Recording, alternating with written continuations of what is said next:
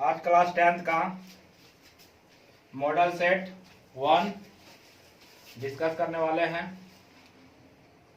Mathematics class 10th model set 1 का discuss करने जा रहे हैं। तो चलिए देखते हैं पहला क्वेश्चन हम लोग का क्या है। पहला क्वेश्चन हम लोग का है 120 को अभाज्य गुणनखंडों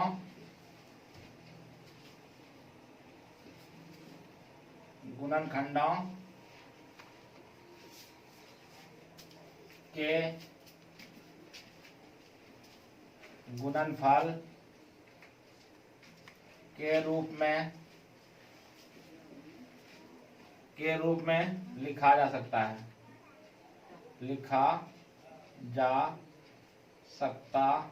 है। तो ये हम लोग का पहला क्वेश्चन है। 120 को अभाज्य गुणनखंडों के गुणनफल के रूप में लिखा जा सकता है। तो चलिए देखते हैं अभाज्य गुणनखंड कैसे हम लोग करते हैं। 120 को हम लोग क्या करेंगे, तोड़ देंगे। जैसे 2 से डिवाइड करेंगे, पहले 2 छक्के 12, फिर हम लोग 2 से देंगे, 2 तिया 6, एक 0 बैठाते हैं। 2 से देंगे, 2 एका 2, 2 पंचे 10, 3 से देते हैं, 3 पचे 15। तो इसलिए 120 बराबर हम लोग लिख सकते हैं 2 गुना 2 गुना 2 गुना 3 गुना 5। यही हम लोग का आंसर हो गया। चलिए आगे देखते हैं। क्वेश्चन नंबर सेकंड क्या कह रहा है। क्वेश्चन नंबर सेकंड हम लोग का है 306 तथा 657 का HCF 9 है। 306 तथा 657 का LCM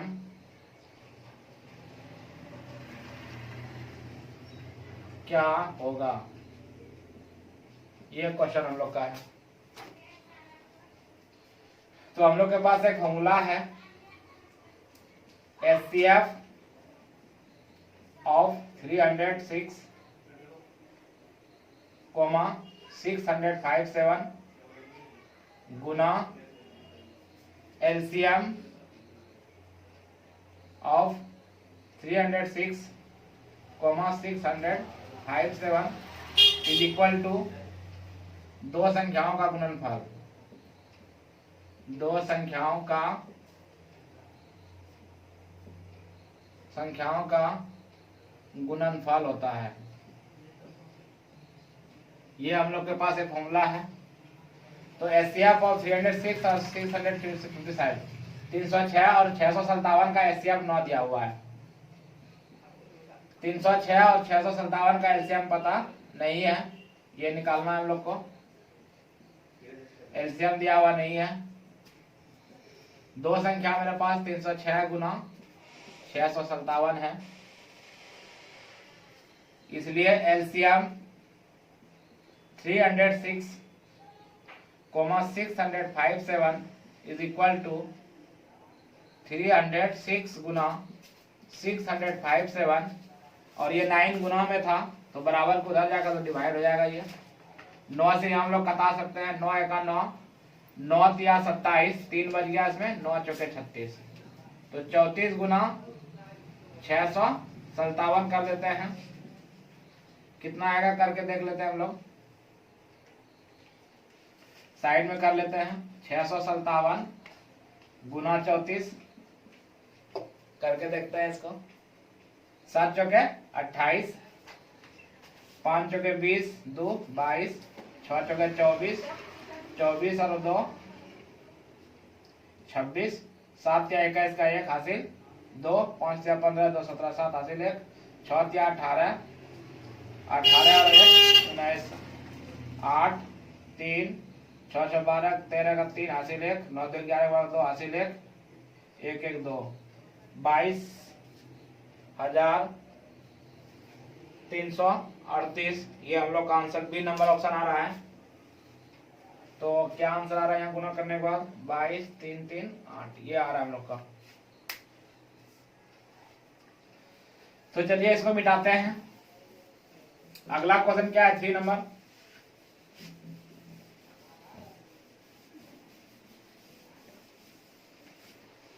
क्वेश्चन हम लोग का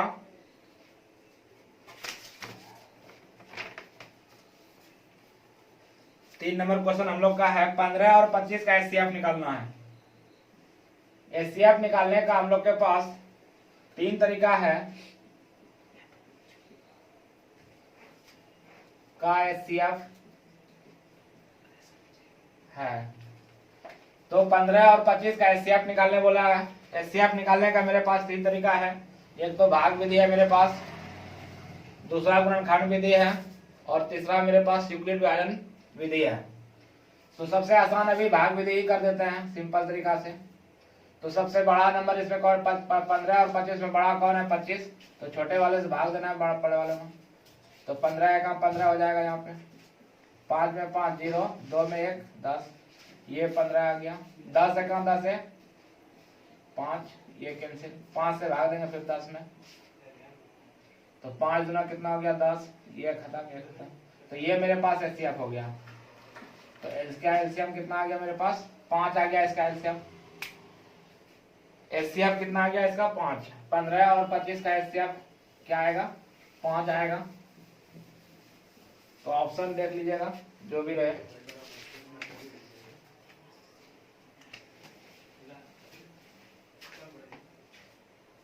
क्वेश्चन नंबर 4, इसको सिर्फ पढ़ देते हैं। एक प्राकृत संख्या का अभाज्य गुणनखंडों उसके गुणनखंडों के क्रम को जोड़ते हुए खाली घर होता है। तो यहाँ पे अद्वितीय हल होता है। 4 नंबर का आंसर जाएगा बी नंबर में, द्वितीय हल होता है। चलिए क्वेश्चन नंबर 5, द्विघात बहुपद होगा जिनके शून्यकों का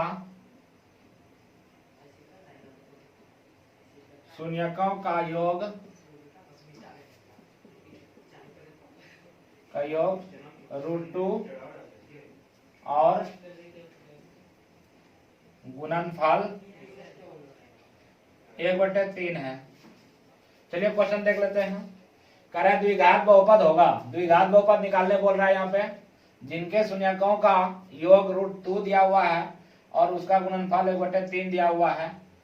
तो कहने का मतलब ये हुआ कि अल्फा प्लस बीटा का मान हम लोग को दे दिया है √2, अल्फा इंटू बीटा का मान दिया हुआ है 1/3।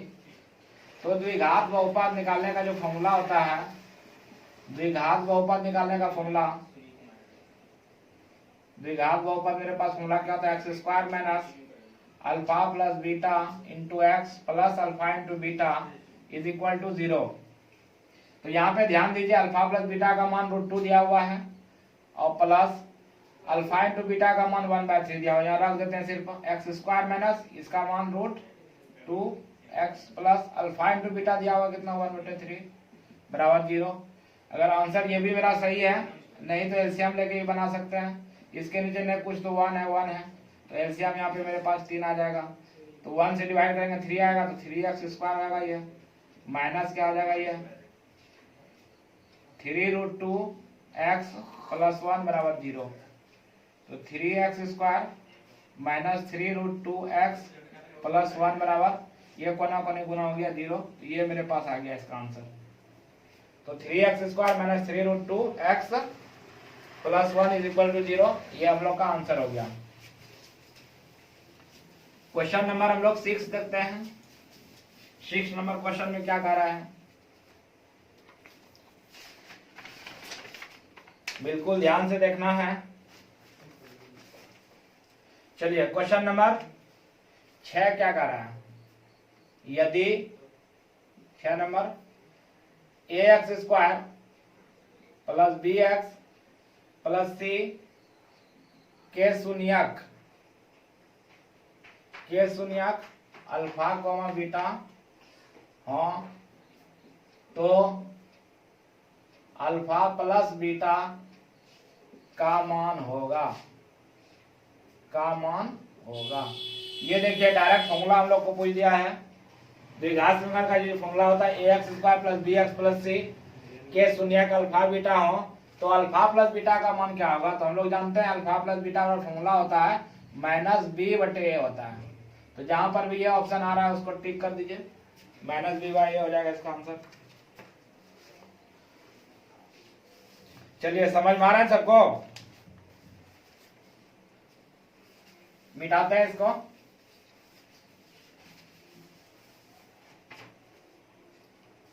अगला क्वेश्चन है, ये ग्राफ से रिलेटेड है लेकिन ग्राफ इसमें सही से नहीं दिया है, सिर्फ समझाते हैं। 7 नंबर का पी एक्स बराबर एक फंक्शन दिया हुआ है इस टाइप का और यहाँ पे ग्राफ दिया हुआ है। ये एक्स एक्सिस है, एक्स डैश है, वाई है और ये वाई डैश है। कह रहा है इसका कितना शून्यक होगा। तो एक्स एक्सिस को जिस जिस बिंदु पे टच करता है उसी को हम लोग शून्यक कहते हैं। लेकिन यहाँ हम लोग क्या देख रहे हैं, एक्स एक्सिस को कहीं पे टच नहीं कर रहा है, इसलिए इसका जो शून्यक होगा कितना होगा, 0 होगा इसका आंसर। इसका आंसर क्या आ जाएगा, 0 आ जाएगा।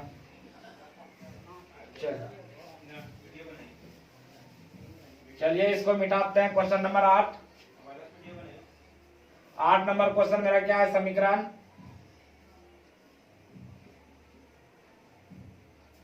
युग्म a1x plus b1y plus c1 is equal to 0 तथा a2x plus b2y plus c2 बराबर 0 में यदि a1 बटे a2 बराबर b1 बटे b2 और ये बराबर नहीं है c1 बटे c2 के हो तो समीकरण युग्म का क्या है। तो ऑप्शन हम लोग के पास है, 3 ऑप्शन दिया हुआ है। पहला ऑप्शन दिया हुआ है इसमें वो अद्वितीय हल होगा। दूसरा ऑप्शन दिया गया है अनेक हल होगा। तीसरा ऑप्शन है कोई हल नहीं होगा और चौथा दिया हुआ 2 हल होगा। तो याद रखिएगा इसमें 3 पॉइंट आपको याद रखना पड़ेगा।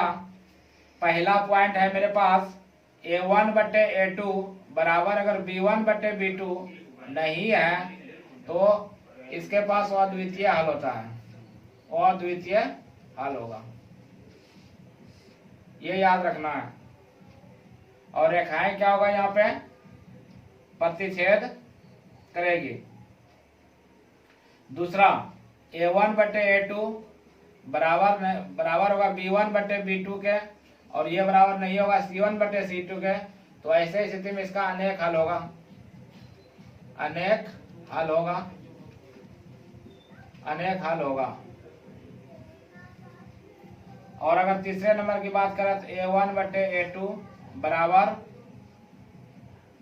b1 बटे b2 बराबर c1 बटे c2 अगर हो जाएगा तो इसका कोई हल नहीं होगा।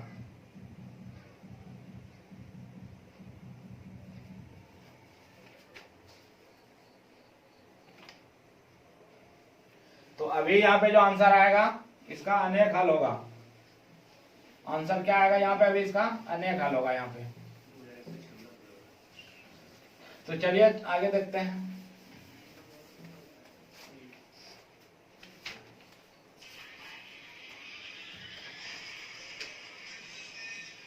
क्वेश्चन नंबर 9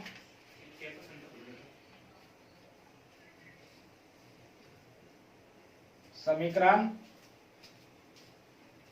युग्म 2x माइनस 3y बराबर 0 तथा 3x प्लस 4y प्लस 20 बराबर कितना 0 द्वारा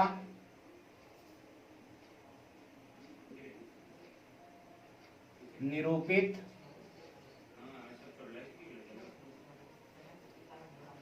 सरल रेखा है। ये हम लोग का क्वेश्चन है। तो यहाँ पे क्या करेगा, तो यहाँ पे प्रतिच्छेद करेगा। प्रतिच्छेद क्यों करेगा, क्योंकि यहाँ पे एक a1 का मान 2 है, b1 का मान -3 है, a2 का मान 3 और b2 का मान कितना 4 है। तो यहाँ पे a1 बटे a2 बराबर नहीं है किसके, b1 बटे b2 के। इसलिए ये क्या करेगा, रेखाएं प्रतिच्छेद करेगी, रेखाएं प्रतिच्छेद करेगी, प्रतिच्छेद करेगी रेखाएं यहाँ पे।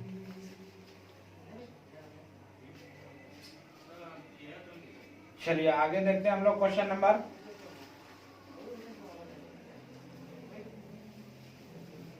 अगला क्वेश्चन है हम लोग को c के किस मान के लिए, अगला क्वेश्चन है c के किस मान के लिए, 10 नंबर क्वेश्चन। c के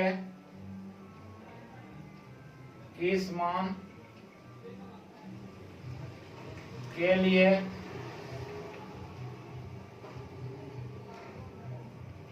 समीकरण युग्म cx माइनस वाई बराबर 2 तथा 6x माइनस 2y बराबर 4 का अनंत हल होगा।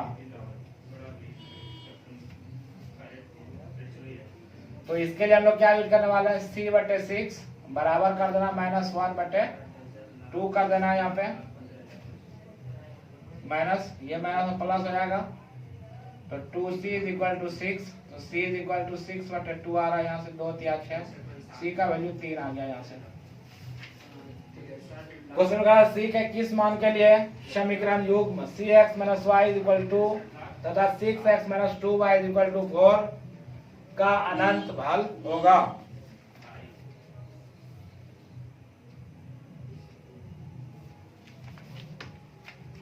तो चलिए ठीक है, आज 10 तक ही रहने देते हैं, फिर अगले दिन हम मिलते हैं, 10 से आगे चलेगा उसके बाद। चलिए रहने दीजिए आज।